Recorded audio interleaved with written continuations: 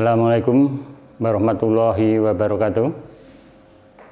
Dalam kesempatan kali ini saya akan menyampaikan kuliah webinar dengan materi teori ekonomi makro Islam yang pengampunya terdiri dari Bapak Dr. Andes H.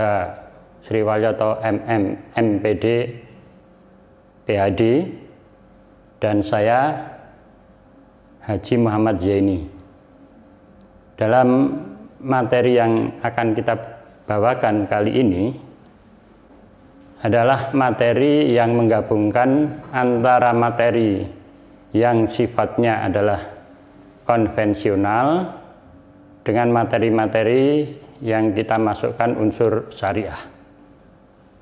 Namun sebelum kita mulai perkuliahan kali ini, mari kita berdoa dengan membaca awal basmalah. Terima kasih. Nah, pada session awal ini saya akan menguraikan tentang beberapa materi yang terkait dengan makroekonomi. Makroekonomi adalah materi yang dianggap baru dari serangkaian materi-materi mata kuliah keilmuan ekonomi yang sifatnya sudah old, sudah tua, klasik. Oleh sebab itu, dalam teori makro itu adalah merupakan pengembangan teori ekonomi mikro. Sehingga dalam perkembangannya dikatakan bahwa ekonomi masuk pada jajaran keilmuan atau ilmu karena bisa dikembangkan dari satu waktu ke waktu yang lain. Dari pendekatan mikro, kemudian modernnya pendekatan makro. Nah, yang kita pelajari kali ini adalah pendekatan makro. Dalam pendekatan makro, teori ekonomi adalah merupakan teori yang mempelajari perilaku manusia. Dalam kaitannya bagaimana mereka berusaha untuk memenuhi semua kebutuhan-kebutuhan yang sifatnya tanpa terbatas, tetapi dengan memenuhi kebutuhan-kebutuhan yang sifatnya sangat terbatas. Nah, oleh sebab itulah maka teori ini paling tidak akan dapat digunakan untuk memecahkan bagaimana permasalahan ekonomi itu akan dihadapi oleh pada umumnya hampir semua makhluk hidup, khususnya manusia. Nah, karena teori ekonomi makro itu adalah bagian dari ilmu ekonomi, maka secara keilmuan ini adalah salah satu cabang ilmu sosial yang khusus mempelajari tingkah laku manusia atau segolongan masyarakat dalam usahanya memenuhi kebutuhan yang relatif tak terbatas dengan alat pemenuhi kebutuhan yang sifatnya terbatas. Nah, masalah-masalah ekonomi kalau kita lihat, ini banyak literatur yang dulu mengatakan masalah ekonomi itu adalah what, why, for whom. Tetapi dalam pendekatan saya ini, yang dinamakan masalah ekonomi adalah gap antara kebutuhan yang tidak terbatas dengan kebutuhan-kebutuhan yang sifatnya sangat terbatas. Nah, di sana celah itulah yang namanya tidak semua kebutuhan dapat terpenuhi. Itulah masalah ekonomi yang mendasar. Sedangkan menurut teori lama, what, where, for whom itu menurut saya adalah merupakan cara mengatasi masalah. Jadi itu bukan masalahnya, tetapi cara mengatasi masalahnya. Yaitu cara mengatasinya itu apa yang diproduksi. Nah, dengan kita mengetahui apa yang diproduksi, maka paling tidak salah satu permasalahan dalam kehidupan ekonomi untuk memenuhi kebutuhan itu sudah akan diarahkan untuk dicapai. Nah, bagaimana harus diproduksinya dan bagi siapa barang atau kebutuhan itu akan diberikan, yang semuanya ini di dalam memenuhi kebutuhan itu tidak terlepas dari sistem ekonomi yang berlaku di negara itu masing-masing. Nah, kita paham, kita tahu bahwa sistem ekonomi yang melandasi bagaimana digunakan sebagai alat penuntun kita masyarakat itu mencapai apa yang diinginkan, maka di sana dikenal adanya ketergantungan pada sistem yang diantaranya adalah apakah masuk sistem sosialis, sistem liberalis, sistem sosialis komunis, atau campuran. Nah, ini nanti yang akan membawa pengaruh kepada bagaimana kita mengatasi permasalahan itu. Selanjutnya, kalau kita lihat, karena masalah pokoknya adalah tidak semua kebutuhan dapat terpenuhi dan caranya ada 3 tadi, maka sistem yang digunakan ini akan menciptakan life circle of economic. Ada juga yang mengatakan life circle of activity economic. Life circle of economic ini adalah mempertemukan antara aktivitas manusia, kelompok manusia sebagai konsumen dan kelompok manusia sebagai produsen. Seorang manusia diciptakan Allah, di sana sudah dibekali dengan kepemilikan faktor produksi. Faktor produksi yang kita kenal kali ini adalah 1, natural resources, human resources, skill, modal atau kapital, teknologi kemampuan rancang bangun, dan yang keenam adalah jiwa wirausaha, kewirausahaan. Dari kepemilikan itulah merupakan modal para kelompok rumah tangga produsen untuk memperoleh sumber pendapatan karena dia bisa memanfaatkan ikut aktif dalam proses produksi masyarakat.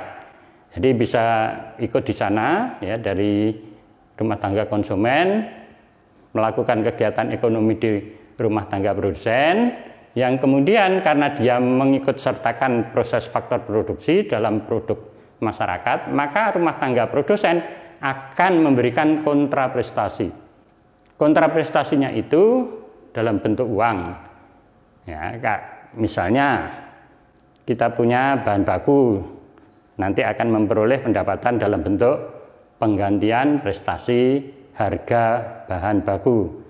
Kalau kita punya tenaga, human resource, kita bekerja, kita dapat upah, gaji, wages. Kalau kita skill, dapat tambahan insentif, honor, dan sebagainya. Dan kalau kita punya modal, kita dapat kalau dalam bentuk land, tanah itu dapat sewa, rent. Kalau dalam bentuk dana atau uang itu dapat tingkat suku bunga atau interest. Nah, sedangkan kalau kita punya teknologi, kemampuan teknologi rancang bangun, kita dapat upah, gaji, atau royalti. Dan kemudian kalau kita punya jiwa wirausaha, kita akan memperoleh pendapatan yang disebut MEC, Marginal Efficiency of Capital. Nah, itu adalah merupakan proses memperoleh pendapatan dari kaum atau kelompok konsumen yang kemudian kalau sudah dapat pendapatan, dia menggunakan pendapatannya yang diserahkan pada produsen dan produsen memberi kontraprestasi dalam bentuk barang dan jasa. Nah, itulah proses yang bisa berjalan dalam kehidupan ini, walaupun dalam pengertian tidak ada siapapun yang memimpin yang mendorong kita, manusia akan bisa melakukan proses aktivitas ekonomi dengan proses yang terstruktur ini. Kemudian kalau tadi proses tadi belum ada campur tangan kegiatan lembaga lain, kalau dalam proses ini dilihat dari sisi kegiatan ekonomi, kita sebagai makhluk hidup itu sesungguhnya bisa berperan sebagai produsen atau bisa berperan sebagai konsumen. Baik itu konsumen bisa menjadi produsen, produsen menjadi konsumen. Dalam hal ini seseorang yang berada di pasar barang, maka mereka produsen itu adalah sebagai supplier yang menawarkan barang dan jasa. Sedangkan konsumen mereka meminta barang dan jasa. Kemudian kalau dia sebagai pasar output, pasar faktor produksi, maka konsumenlah yang merupakan supplier dalam pengertian ini produsen faktor produksi, sedangkan produsen sebagai demander, mereka yang meminta untuk digunakan proses produksi. Itu proses kaitannya posisi ownership terhadap faktor-faktor produksi yang ada. Kita bicara faktor produksi, ada pengertian yang pendek, yang sempit, yaitu sesuatu yang dapat diciptakan menjadi barang dan jasa. Tetapi ada yang lebih luas dengan memahami berbagai faktor produksi tadi. Paling tidak ada 6 faktor produksi tadi dimunculkan dalam pengertian ini adalah pengertian yang lebih luas, yaitu apa? Faktor produksi adalah sesuatu yang dapat dibuat, membuat, diciptakan, menciptakan, dihasilkan, menghasilkan, diperluas, memperluas, mempercepat, dipercepat, diperbesar, memperbesar, menjadi barang dan jasa. Nah, selanjutnya kalau kita lihat dalam proses pengertian ekonomi sebagai kelompok syariah, maka teori ekonomi makro ini kita bisa masukkan unsur syariah. Dalam pengertian syariah itu hukum, tetapi dalam pendekatan ini adalah yang dimaksud hukum itu adalah syariah Islam, hukum-hukum Islam. Di antaranya apa? Bahwa kita sebagai makhluk sosial, makhluk ekonomi, itu melaksanakan perintah Allah dalam kehidupan yang mendasar ini, yaitu perintahnya, ya, tidak aku ciptakan jin dan manusia kecuali untuk beribadah. Nah, dalam hidup ini, konteks Islam, apapun yang kita lakukan itu beribadah. Asal semua itu dilakukan dengan kita membaca ta'awudz, basmalah. Nah, itu proses bagaimana kita mendekatkan diri kehidupan kita kepada yang Maha Kuasa, yaitu Allah. Kemudian ayat berikutnya ada perintah yang kaitannya dengan masalah ekonomi. Carilah kehidupanmu untuk Allah di akhirat, tetapi jangan melupakan kehidupanmu di dunia. Al-ayah. Wabtaghi fima taqaddarul akhirah fama taqaddarul wa la tansa nasibaka minad dunya wa ahsin kama ahsanallahu ilaik innallaha la yuhibbul mufsidun.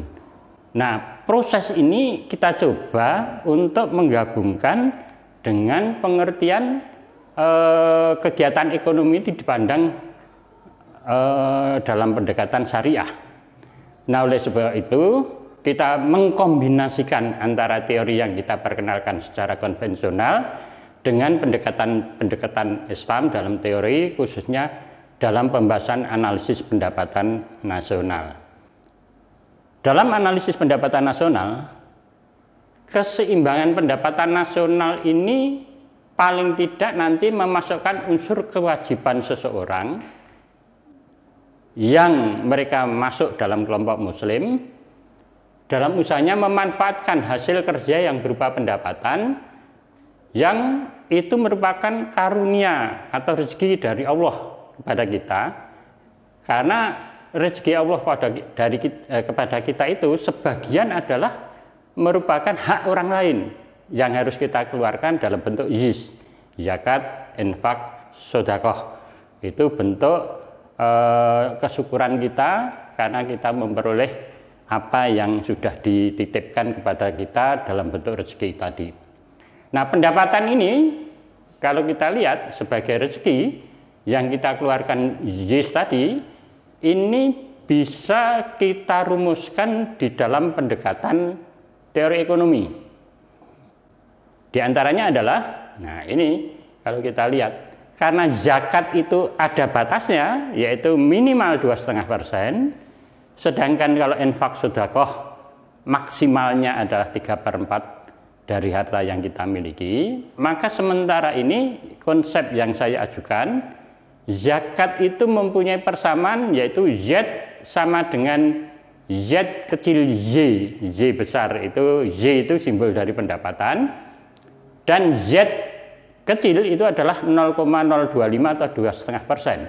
Oleh sebab itu, kalau kita lihat rumusnya di sini, Z sama dengan 0,025 Z dari jumlah pendapatan yang akan kita peroleh. Mungkin itu, sementara kita ketemu di waktu yang akan datang. Terima kasih.